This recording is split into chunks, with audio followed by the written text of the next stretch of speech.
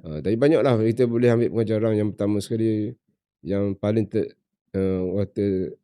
terlekat di hati, apa yang nikmat yang Tuhan bagi kepada kita yang kita tak sedar sebenarnya.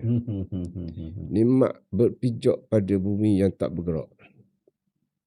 Apabila kita berada dalam tempoh masa yang lama di lambung setiap masa, gelombang laut, 24 jam sehari, baru kita rasa nikmat yang kita lupa. Ya, Tuhan beri nikmat tu. Hari-hari kita duduk atas darat ni dah keadaan diam. Itu sebenarnya satu nikmat yang kita lupa nak bersyukur tentang tu. Mabuk juga. Mabuk memang package dia datang sekali. Mabuk free hari-hari.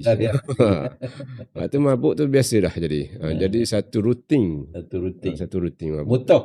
Mutoh ada, kadang-kadang tak mutoh tapi bingung. Bingung kepala.